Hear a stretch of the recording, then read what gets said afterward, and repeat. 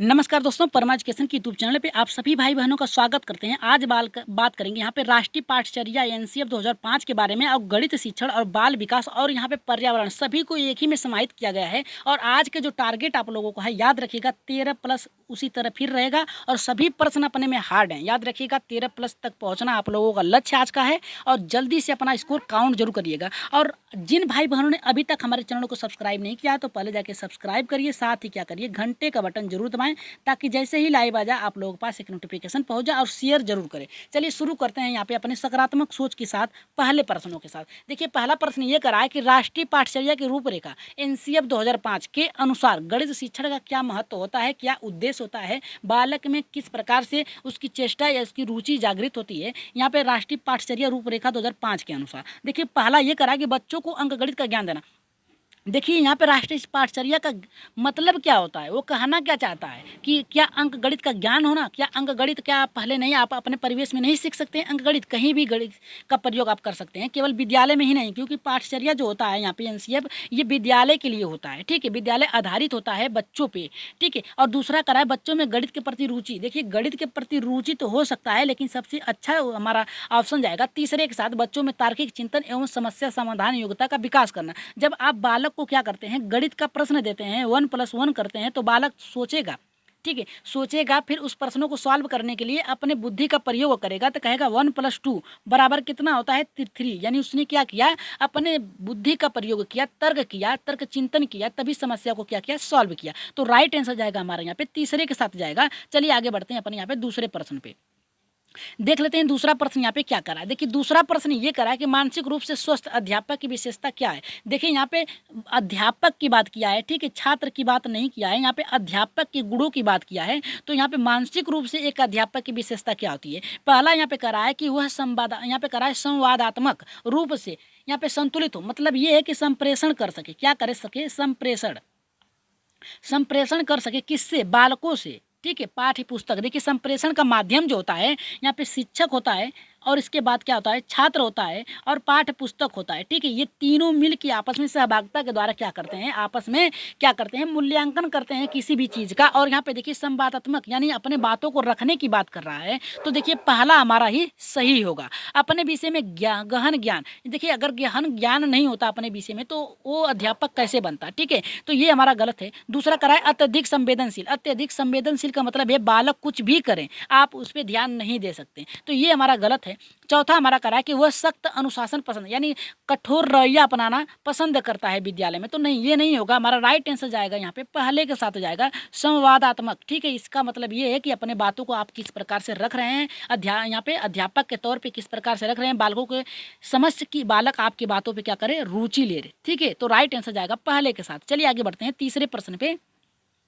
देख लेते हैं तीसरा प्रश्न कितने लोगों का सही होता है और कमेंट जरूर करें, सभी लोग कमेंट करें और शेयर करना ना भूलें और सब्सक्राइब जरूर करें। ठीक है, चलिए देख लेते हैं यहाँ पे तीसरा क्या कर रहा है, शिक्षा का अति महत्वपूर्ण उद्देश्य है। देखिए शिक्षा का अति महत्वपूर्ण उद्देश्य क्या है, यहाँ पे करा है कि आजीविका कमाना यानी आप व्यवसाय करें। दूसरा करा है यहाँ पे बच्चों का सर्वांगीण विकास यानी बालक का पूर्ण यहाँ पे विकास हो सके, यहाँ पे शिक्षा का यही महत्व होता है। और तीसरा करा है पढ़ने एवं लिखना सिखाना, शिक्षा के द्वारा पढ़ना लिखना सिखाना। और यहाँ पे चौथा करा है कि बौद्धिक विकास यानी उनकी बौद्धिक जो विकास है वो कर सके। तो यहाँ पे देखिए राइट आंसर क्या होगा, जल्दी से बताइए। यहाँ पे देखिए पहला तो गलत है, तीसरा गलत है, बचा हमारा यहाँ पे दूसरा और चौथा। दूसरे और चौथे में सबसे उपयुक्त तरीका कौन सा है। देखिए यहाँ पे सिर्फ बौद्धिक विकास की बात कर रहा है और यहाँ पे सर्वांगीण विकास कर रहा है। तो राइट आंसर जाएगा हमारा यहाँ पे दूसरे के साथ जाएगा। ठीक है, याद रखिएगा दूसरे के साथ जाएगा, राइट आंसर हमारा यहाँ पे दूसरा होगा। चलिए आगे बढ़ते हैं चौथे प्रश्न पे। देख लेते हैं चौथा प्रश्न यहाँ पे हमारा क्या कह रहा है। देखिए चौथा प्रश्न ये करा कि बच्चे की बुद्धि लब्धि 90 से 100 110 तक के मध्य है, वह बालक कैसा होगा। यानी एक बालक है, ठीक है, एक बालक है और उसकी बुद्धि लब्धि कितनी है 90 से 110। तो ये बालक किस यहाँ पे किसके मध्य आएगा। तो पहला करा है कि सामान्य बुद्धि के मध्य यहाँ पे आएगा। दूसरा करा है प्रखर बुद्धि। तीसरा करा है कि उत्कृष्ट बुद्धि। चौथा करा है कि प्रतिभाशाली बुद्धि। तो चौथे का राइट आंसर क्या होगा, जल्दी से बताइए चौथे का राइट आंसर क्या होगा हमारा। देखिए राइट आंसर जाएगा चौथे का हमारा यहाँ पे पहले के साथ जाएगा सामान्य बुद्धि। याद रखिएगा 90 से ठीक है, 90 से 110 जो बालक होते हैं बुद्धि लब्धि वाले, ये जो होते हैं समान बुद्धि वाले होते हैं। ठीक है, तो राइट आंसर जाएगा हमारा यहाँ पे पहले के साथ जाएगा। चलिए आगे बढ़ते हैं अपने 5वें प्रश्न पे, देख लेते हैं 5वां प्रश्न यहाँ पे क्या करा है। देखिए 5वां प्रश्न ये करा है कि सतत एवं व्यापक मूल्यांकन में व्यापक मूल्यांकन शब्दावली का तात्पर्य क्या है। देखिए सतत मीन्स होता है लगातार, ये आप लोगों को अगली बार क्लास जो चलाई गई थी उसमें लाइव क्लास में ये प्रश्न रखा गया था। और व्यापक मूल्यांकन यानी सतत मीन्स लगातार, किसी कार्य को करने के बाद, देखिए कोई परीक्षा आप कर रहे हैं, कोई बालक को पढ़ा रहे हैं तो उसका मूल्यांकन करते चलना ये सतत है। लेकिन आप पाठ को पूरा कर लें, ठीक है, पाठ को पूरा करने के बाद यानी खत्म हो गया आपका पाठ, तब आप उसका मूल्यांकन करें तो वो आपका व्यापक कहलाएगा। ठीक है, तो यहाँ पे करा है कि व्यापक का शब्द, यहाँ पे करा है कि शब्दावली का तात्पर्य क्या है। पहला करा है कि सभी विषयों का मूल्यांकन, यानी जो जो पढ़ाए हैं उसका मूल्यांकन करना। दूसरा करा है कि सह शैक्षिक क्षेत्र का मूल्यांकन, और तीसरा करा है कि शैक्षिक एवं सह शैक्षिक क्षेत्रों का मूल्यांकन, और चौथा करा है कि शैक्षिक क्षेत्र का मूल्यांकन। तो राइट आंसर हमारा यहाँ पे क्या होगा, जल्दी से बताइए कि 5वें का राइट आंसर क्या होगा। देखिए राइट आंसर जाएगा यहाँ पे हमारा, न तो यहाँ पे होगा सभी विषयों का मूल्यांकन, नहीं होगा सह शैक्षिक, क्योंकि सह शैक्षिक होगा लेकिन शैक्षिक भी होगा। एक देखिए क्या होता है, एक आप विद्यालय के बाहर वाला मूल्यांकन कर सकते हैं बालक का, और एक विद्यालय में कर सकते हैं कि बालक पहले क्या सीखा है और अब क्या सीख रहा है, इन दोनों का मूल्यांकन करना राइट होगा हमारा यहाँ पे तीसरा।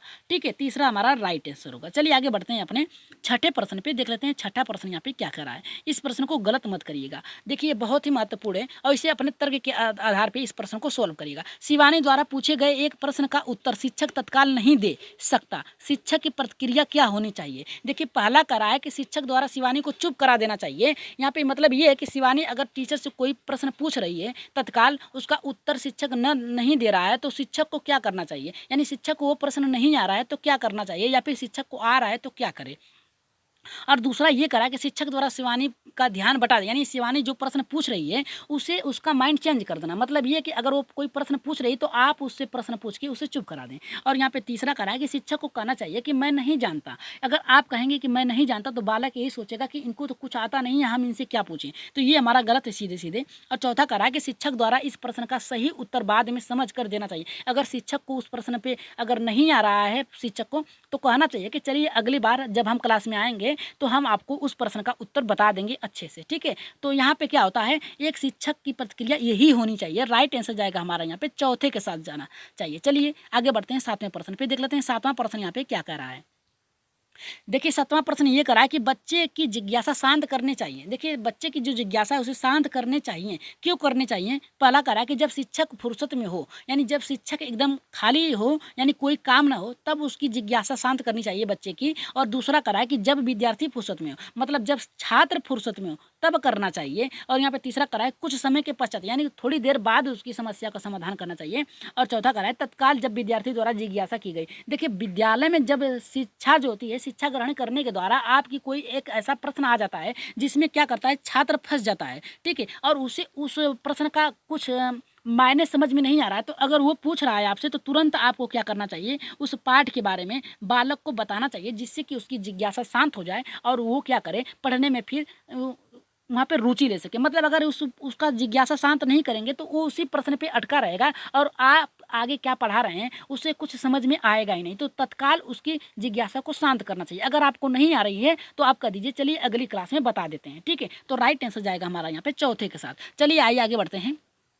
यहाँ पे 8वें प्रश्न पे देख लेते हैं 8वां प्रश्न यहाँ पे क्या करा। देखिए 8वां प्रश्न ये करा है कि आप अनपढ़ माता पिता के बच्चे को अंग्रेजी सिखाना चाहते हैं। देखिए अनपढ़ माता पिता के बच्चों को अंग्रेजी सिखाना चाहते हैं तो क्या करेंगे। देखिए अगर एक अनपढ़ यहाँ पे माता पिता का मतलब ये है कि एक बालक है उसके माता पिता पढ़े लिखे नहीं हैं लेकिन आप उसके बच्चे को यानी उसके माता पिता के बच्चे को क्या कर रहे हैं अंग्रेजी सिखाना चाहते हैं तो आप क्या करेंगे।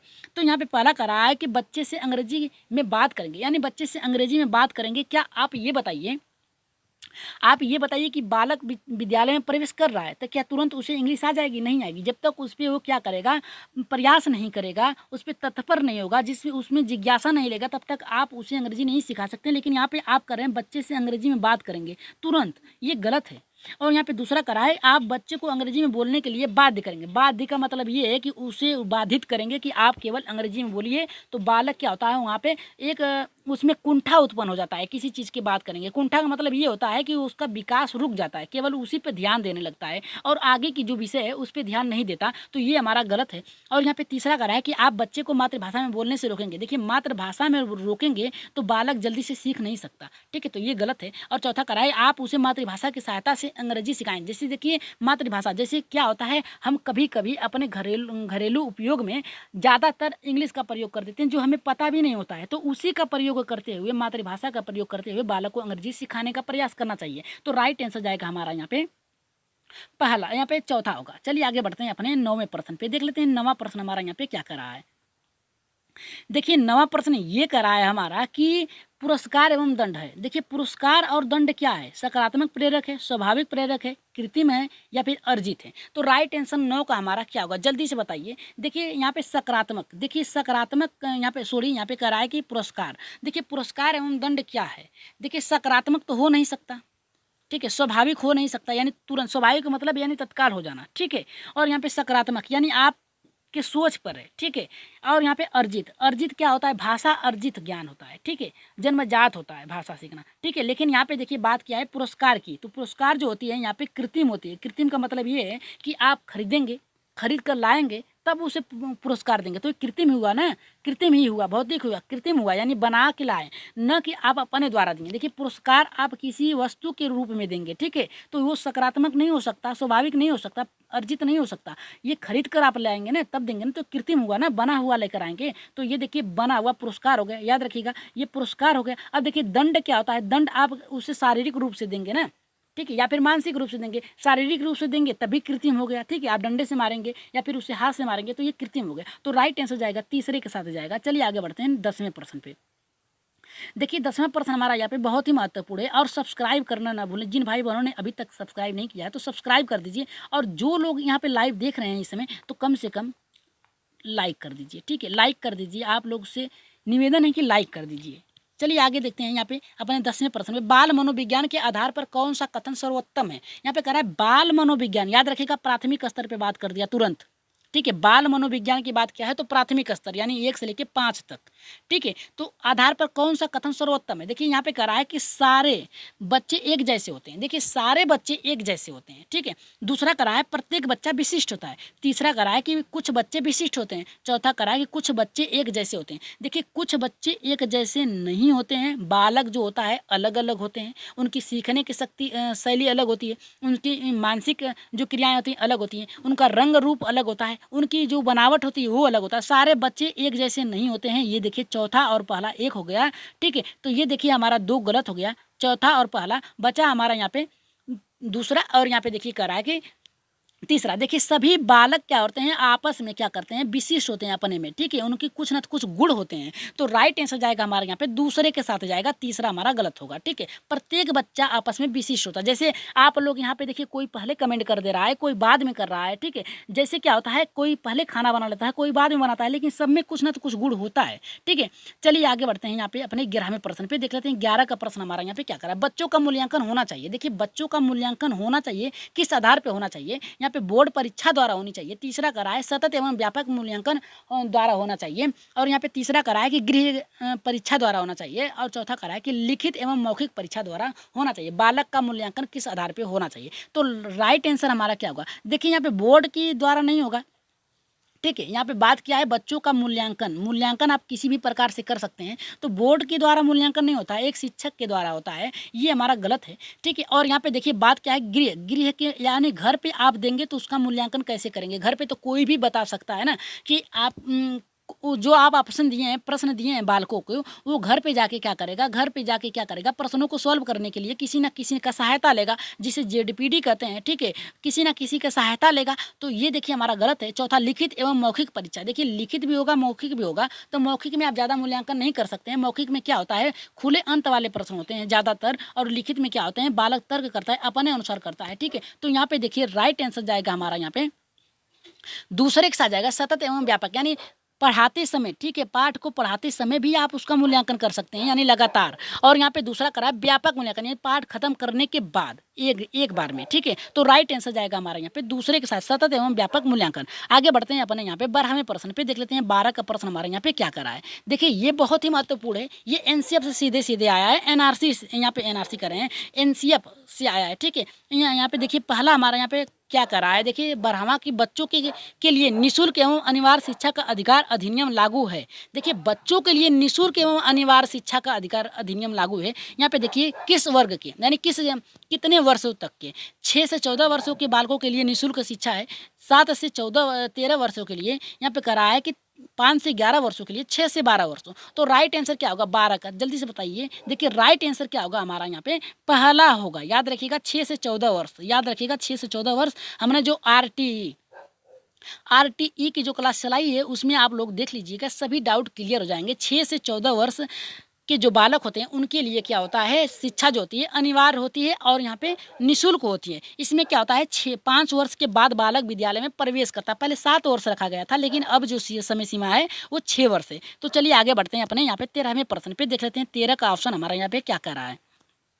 शिक्षक को ज्ञान होना चाहिए। देखिए शिक्षक को किसका ज्ञान होना चाहिए, पहला करा है कि अध्यापन विषय का, दूसरा बाल मनोविज्ञान का, तीसरा करा है कि शिक्षा साहित्य का, चौथा करा है कि अध्यापन विषय एवं बाल मनोविज्ञान का। तो राइट आंसर क्या होगा 13 का, 13 का राइट आंसर क्या होगा, जल्दी से बताइए 13 का राइट आंसर क्या होगा। देखिए 13 का राइट आंसर जाएगा चौथे के साथ जाएगा अध्यापन एवं विषय बाल मनोविज्ञान का, ठीक है। यहाँ पे अध्यापन विषय का केवल नहीं होना चाहिए, बाल मनोविज्ञान का केवल नहीं होना चाहिए, शिक्षा साहित्य का नहीं होना चाहिए, इन तीनों का समाहित होना चाहिए। तो राइट आंसर जाएगा हमारे यहाँ पे चौथे के साथ। चलिए आगे बढ़ते हैं अपने 14वें प्रश्न पे, देख लेते हैं 14 का हमारा प्रश्न यहाँ पे क्या करा है। यहाँ पे देखिए 14 का ऑप्शन हमारा ये करा है कि प्रश्न ये करा है कि एक बच्चा कक्षा में प्राय प्रश्न पूछता है उचित रूप से, इसका अर्थ है कि वह शरारती है, वह अधिक जिज्ञासु है, वह असामान्य है। असामान्य का मतलब ये है कि सामान्य बालक नहीं है, वो चीटर है, मतलब वो क्या करता है शरारती है। यहाँ पे देखिए पहला और यहाँ पे तीसरा मिल रहा है, ठीक है। अब बात कराए वो प्रतिभाशाली। देखिए अब हमारा बचा क्या, पहला और तीसरा तो गलत है, अब हमारा बचा ऑप्शन यहाँ पे दूसरा और चौथा। तो राइट आंसर क्या होगा, वह जिज्ञासु है या फिर प्रतिभाशाली है, प्रतिभाशाली है। देखिए प्रतिभाशाली का मतलब ये होता है जो अपने विषय को छोड़कर अन्य विषयों के ज़्यादा रुचि, मतलब अन्य क्लास के जो बच्चे हैं उनके जो पाठ्यक्रम है उनको पहले यहाँ पे कर रहा है, सोल्व कर रहा है। तो बालक जब तक विद्यालय में है तो वो प्रतिभाशाली यानी सीख रहा है, तो वो यहाँ पे बात क्या है कि प्रश्न प्रायः पूछता है, तो जिज्ञासु है प्रश्नों को जानने के लिए। तो राइट आंसर जाएगा तीसरे के साथ जाएगा, चौथा नहीं होगा, ठीक है। चौथा नहीं होगा क्योंकि वो प्रश्न बार बार पूछ रहा है, यानी उसमें जिसकी जिज्ञासा है, ठीक है, जिज्ञासा को शांत करना शिक्षक का कर्तव्य होता है। तो राइट आंसर जाएगा दूसरे के साथ प्रतिभा, हमारा ये गलत होगा, ठीक है। प्रतिभाशाली बालक वो होते हैं जो सभी प्रश्नों को सॉल्व कर लें खुद से, ठीक है, खुद से सॉल्व कर ले। लेकिन यहाँ पे देखिए बच्चा बार बार प्रश्न पूछ रहा है तो उसके अंदर क्या है, जिज्ञासा है। और प्रतिभाशाली बालक जो होते हैं प्रश्न को सॉल्व कर लेते हैं। चलिए आगे बढ़ते हैं 15वें प्रश्न पे, अभी प्रश्न है जाइएगा मत। यहाँ पे देखिए कह रहा है हमारा कि एक बच्चा प्राय अपने सहपाठियों के साथ झगड़ता है, क्या आप क्या करेंगे, यानी बालक जो है एक अपने यानी जो मित्र हैं उसके सहपाठी हैं क्लास में, उससे वो हमेशा झगड़ता है, तो आप क्या करेंगे। पहला आप बच्चे को सजा देंगे, यानी उसे सजा देंगे, दंड देंगे, ठीक है। ये हमारा गलत है, आप देख लीजिएगा एनसीएफ उठा के, ठीक है, वो आरटीई उठा के देख लीजिएगा, उसमें कहा है सीधे सीधे कि आप बालकों को शारीरिक दंड नहीं दे सकते, ठीक है। और यहाँ पे देखिए कह रहा है दूसरा हमारा कि आप बच्चे को विद्यालय से निकाल देंगे। निकालेंगे क्यों, उसे ये गलत है, शिक्षक का कर्तव्य ये नहीं होता है और ये गलत भी है। और तीसरा करा है आप कारण का पता लगाएंगे, प्रयास करेंगे तथा उसे परामर्श देंगे। आप देखिए सीधे सीधे बालक की पता लगाएंगे कि आखिर वो झगड़ा क्यों कर रहा है, किसकी गलती है, उस बच्चे की गलती है या फिर दूसरे बच्चे की गलती है। और फिर उसे अगर गलती भी होती है तो उसे परामर्श देंगे या फिर किसी का उपदेश देंगे, किसी भी धार्मिक चीज़ का या फिर किसी भी चीज़ का, या राजा रानी या फिर एक राजा और जो दूसरे राजा में लड़ाई होती है कि क्या होता है उसके बाद, या फिर किसी भी वस्तु का, उसे क्या करेंगे, उसे परामर्श देंगे ताकि वो झगड़ा न कर सके। और यहाँ पे चौथा हमारा गलत है, राइट आंसर जाएगा तीसरे के साथ जाएगा। चलिए आगे बढ़ते हैं 16वें प्रश्न पे, देख लेते हैं 16 का ऑप्शन हमारा यहाँ पे क्या करा है प्रश्न के साथ।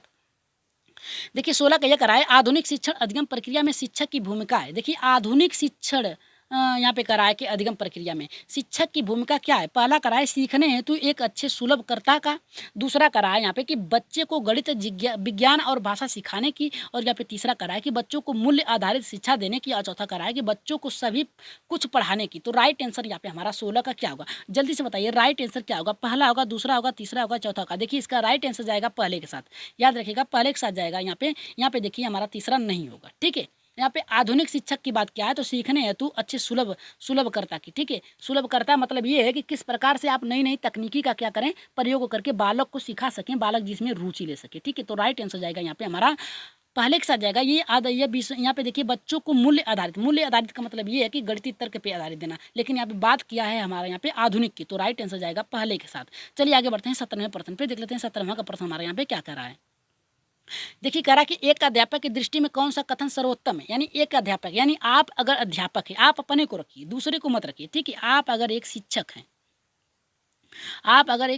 हैं, तो आप क्या करेंगे। सर्वोत्तम है, ठीक है। पहला यहाँ पे कह रहा है कि प्रत्येक बच्चा सीख सकता है, ये आपका कर्तव्य है। दूसरा, कुछ बच्चे सीख सकते हैं, यानी कुछ ही बच्चे सीख सकते हैं, सारे नहीं क्लास में। और यहाँ पे तीसरा करा है अधिकतर बच्चे सीख सकते हैं, यानी अधिक से अधिक बच्चे सीख सकते हैं। और चौथा करा है कि कुछ कम बच्चे सीख सकते हैं, यानी कुछ कम सीख सकते हैं। तो यहाँ पे राइट आंसर 17 का क्या होगा। देखिए यहाँ पे करा है कि कुछ बच्चे की बात किया, यानी सभी को नहीं लिया है तो गलत है। और यहाँ पे करा है बहुत कम बच्चे सीख सकते हैं, इसमें भी कुछ हैं। और यहाँ पे देखिए हमारा फंसा प्रश्न यहाँ पे पहला और तीसरे पे, अधिकतर बच्चे सीख सकते हैं या प्रत्येक बच्चा। देखिए अधिकतर में भी कुछ ना तो कुछ छूट जाएंगे, लेकिन प्रत्येक में सभी आ जाएंगे। तो अब आप बताइए कि राइट आंसर क्या होगा, प्रत्येक होगा या फिर अधिकतर होगा। जल्दी से बताइए कि राइट आंसर क्या होगा हमारा। देखिए सभी लोग क्या करिए, सब्सक्राइब कर लीजिएगा, ठीक है। और कमेंट में बताइए कि अपना उत्तर, आपका स्कोर क्या इतना है, ठीक है। कमेंट में जरूर बताइए, अभी बताइए कि आपका स्कोर कितना हुआ है। जाने से पहले अपना कमेंट में अपना उत्तर जरूर बताइएगा कि आज आप लोगों का उत्तर कितना हुआ। और अगली क्लास में आप लोगों के उत्तर जितने हुए हैं सभी को दिखाया जाएगा और बताया जाएगा कि कितने लोगों का कितना सही हुआ है। देखिए 17 का जो राइट आंसर जाएगा पहले के साथ जाएगा, प्रत्येक बच्चा सीख सकता है। याद रखिएगा, हम आप लोगों को बता दें कि आज की जो क्लास चलाई गई है बहुत ही महत्वपूर्ण है। और 13 प्लस कितने लोगों का हुआ है, ठीक है। यहाँ पे 17 में से 13 प्लस कितने लोगों का हुआ है, सभी लोग अपना उत्तर क्या करिए, कमेंट बॉक्स में दीजिए, जल्दी दीजिए। कमेंट बॉक्स में आप लोगों से रिक्वेस्ट है, आप लोग जल्दी से अपना स्कोर बताइए कि 12 हुआ है, 13 हुआ है या फिर 14, कितना सही हुआ है, सभी लोग बताइए। और सभी लोगों का उत्तर जो है कल की क्लास में, जो मेला की क्लास मैराथन चलाई जाएगी उसमें आप लोगों के उत्तर बताए जाएंगे, आपके नाम बताए जाएंगे। तुरंत बताइए अपना आप कि आप लोगों का स्कोर क्या हुआ है, क्योंकि सभी लोग देखेंगे कि आप लोगों का स्कोर कितना पहुंचा है। यहाँ पे देखिए परमा एजुकेशन चैनल को जरूर सब्सक्राइब करिए और अपना स्कोर जरूर बताइएगा। सब्सक्राइब करने के साथ साथ क्या करिए, घंटे का बटन जरूर दबाइए, ठीक है। और परमा एजुकेशन चैनल को जरूर सब्सक्राइब करिए, ठीक है। अब देखिए हम बता दे रहे हैं आपको कि आज की जो क्लास चलाएगी बहुत ही महत्वपूर्ण। यहाँ पे देखिए आपको बाल विकास से भी शुरू यहाँ पे किया गया है, और शिक्षा के महत्व से भी पढ़ाया गया है, सतत मूल्यांकन से भी पढ़ाया गया है, और व्यापक से भी, और बालक की बुद्धि से भी। तो आशा करते हैं आज आप लोगों का स्कोर जो रहा होगा 13 से ऊपर रहा होगा। तो याद रखिएगा, अपना स्कोर जरूर बताइएगा, आपका नाम और आपकी स्कोर अगली क्लास में जरूर बताए जाएंगे। तो बिना बताए आप लोग नहीं जाएंगे आज की क्लास में। तो आज के लिए इतना ही, धन्यवाद। अच्छे से अपना स्कोर बताइए और तैयारी करिए, कल मेला की मैराथन क्लास चलाई जाएगी।